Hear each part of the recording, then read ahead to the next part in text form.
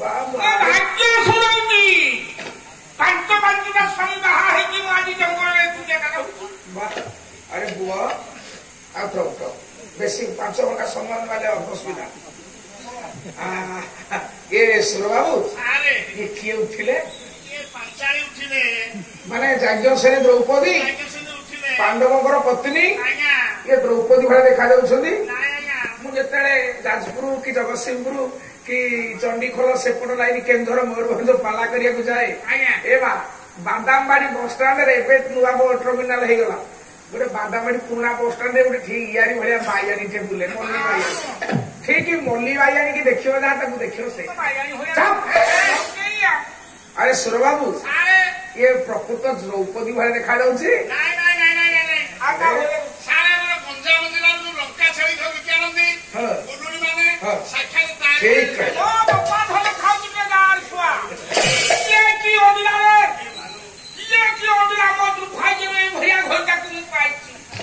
ଆମ ଭାରତର ବଡ ବଡ ଅଣ୍ଡିରା 3ଟା ମତେ ଲାଇନ ମାରୁଥିଲେ। ଆରେ ପୁଅ ଭାରତର ବଡ ବଡ 3ଟା ଅଣ୍ଡିରା ତତେ ଲାଇନ ମାରୁଥିଲେ। ମତେ 3 ଜଣ ଲାଇନ ମାରୁଥିଲେ ସଦାବେଳେ ଫୋନ କରୁଛି ହେତୁ 2 ଜଣ ଝୁଠୁରେ ହେଇ ପଡିଲେ। ବାହା ହେଲେ ନାହିଁ? ମତେ କାଲି ବୋଲି ଝୁଠି ଚିର କୁମାର ରହିଲେ ବାହା ହେଲେ ନାହିଁ? ନା ମତେ ନାହିଁ। ତଥାପି ପ୍ରଥମ ଲୋକଟା କିଏ? ପ୍ରଥମ ଲୋକଟା ସଦାବେଳେ ମତେ ଭଲ ସେ କିଏ ଲ? ଦେଖୁଛି କେଡେ ବଡ ନାଁ କହୁଛି।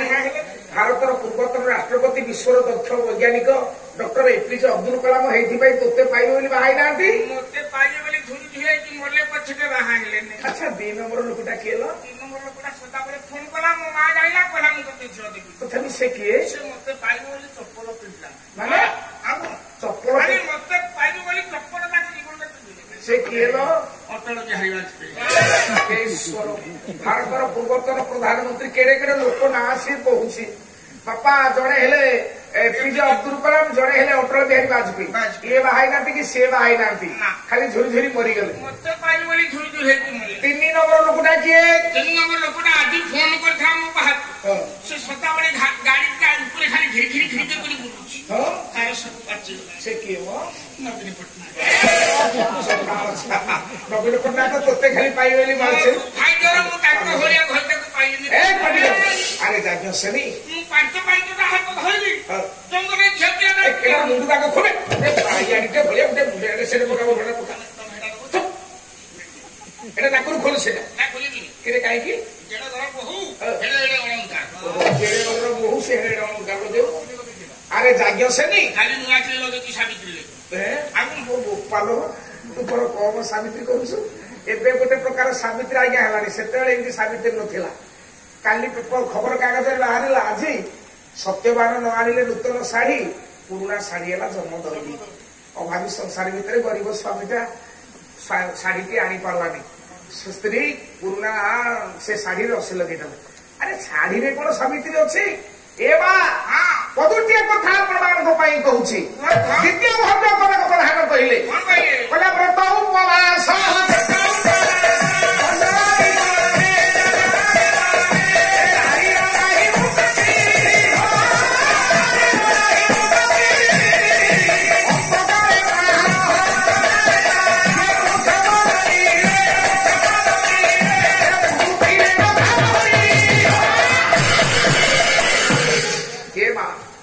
ସାବିତ୍ରୀ ବ୍ରତରେ ମୂଲ୍ୟ ନାହିଁ। 12 ମାସ ଯାକ ଉପବାସ କଲେ ମୂଲ୍ୟ ନାହିଁ। 12 ମାସ ଯାକ ଯଜ୍ଞ କଲେ ମୂଲ୍ୟ ନାହିଁ। ବ୍ରତ ଉପବାସ ଯଜ୍ଞ ଆଦି କର୍ମେ ଯେତେ କର୍ମ ଆପଣ ମାନେ କରନ୍ତୁ। ଦ୍ୱିତୀୟ ଭଞ୍ଜ ଗୋଲ ପ୍ରଭାବ ଇନ୍ଦୁ ରେଖାରେ କହିଲେ 12 ମାସ ଯାକ ଯଜ୍ଞ ବ୍ରତ ଉପବାସରେ କିଛି ମୂଲ୍ୟ ନାହିଁ। ଅନ୍ତକାଳେ ସେଇ ନାରୀକି ମୋକ୍ଷ ବା ନିର୍ବାଣ ମିଳେ ବୁଝୁଥିଲେ ଯଥାପତି। ଯେ ସ୍ୱାମୀ ସେବା କରିବ ଇହଜନ୍ମ ପରଜନ୍ମର ଦେବତା ହଉଛନ୍ତି ପ୍ରାଣର ପ୍ରାଣ ହଉଛନ୍ତି ମା ସ୍ୱାମୀ। ଆମେ ମନ୍ଦିରକୁ ଯିବା କାହା ନଡିଆ କେଡେଟେ ହେଇଛି କାହା ସ୍ୱାମୀ କେମିତିଆ ମୂଲ୍ୟବାନ ଶାଢୀ ଆଣିଛି ସେଥିରେ କି ବ୍ରତ କରିବ ମା? ହଉ ହଉ ଯାଅ। ତେଣୁ ହେ ମୋର ବରେଣ୍ୟ ସନ୍ଥ ଶିରୋମଣି ଜ୍ଞାନୀ ବାପ ମାନେ କାହିଁକି କଥା କହିଲି? ସଦ୍ୟ ଯୌବନା ଦ୍ରୌପଦୀ ଆଜି ଅଭିମାନ କରିଛନ୍ତି। ଦ୍ରୌପଦୀ ତମେ ମତେ ଭଲ ପାଅ, ବହୁତ ଭଲ ପାଇ ତମେ ଯଦି ଭଲ ପାଉଥାନ୍ତା ମତେ ଏକୁଟିଆ କରିକି ଯାଇଥାନ୍ତା।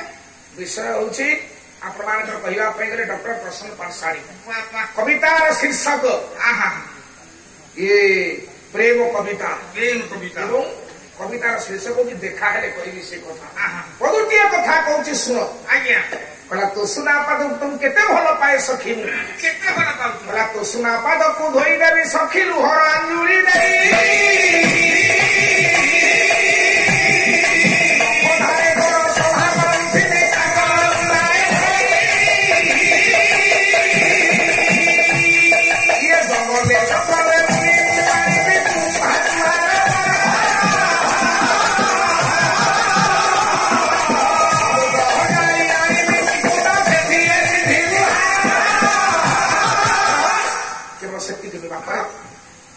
ମୋର ଏତେ ସାଙ୍ଗୁ ବାବା ବାଲାକୁ ଖାଇକି ଦବ ନଷ୍ଟ କରିଦବ ସମ୍ପୂର୍ଣ୍ଣ। ଆଜି ସାଙ୍ଗୁ ବନ୍ଦ କରାକୁ ସାଙ୍ଗୁ ନାଇଁ ଠିକ ମତେ ଠିକ ନାହିଁ ନାଇଁ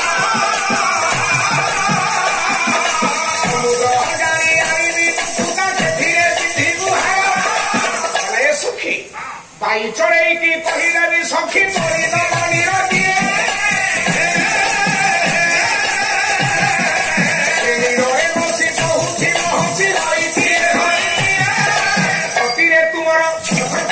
লেখা কি সুন্দর লেখা আজ্ঞা পতি পত্নীঙ্কর কি উভয়ঙ্কর কি সম্পর্ক রয়েছে কটিরে তোমার উড়াই দেবি মু প্রলয়র হন্তা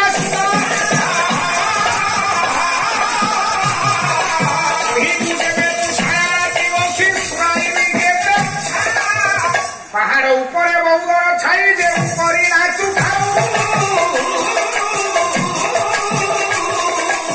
ছাতি পরে পাদকু ঝাপি দেবি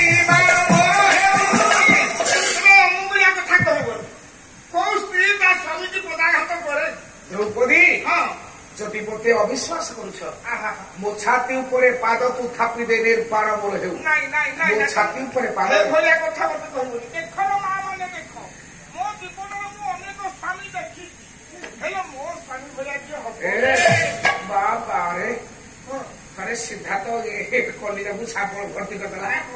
ଆରେ ତୋ ଜୀବନରେ ଅନେକ ସ୍ୱାମୀ ଦେଖୁଛୁ ମାନେ ମୁଁ କେତେ ନମ୍ବର ସ୍ୱାମୀ ତମେ ମତେ କଣ ଆରେ ଆରେ ହଁ କାହିଁକି ଏମିତି କହିଲ କଣ ପାଇଁ କହିଲି କି ମା ମାନଙ୍କର ସ୍ୱାମୀକୁ ମୁଁ ଦେଖି ଇଏ ତ ଅଙ୍ଗା ବନ୍ଧୁଆର ହେଲେ ମୋ ସ୍ୱାମୀ ଭଳିଆ କି ଯାହା କହିଲେ ତୁମେ ତା ପାଖରେ କଥା ଅଛି ସାଙ୍ଗେ ସାଙ୍ଗେ ବଦଳେଇ ଦବ ତମେ କେତେ ଭଲ କହିଲା ଅନ୍ୟ ମା ମାନଙ୍କର ସ୍ୱାମୀ ମୁଁ ଦେଖିଛି।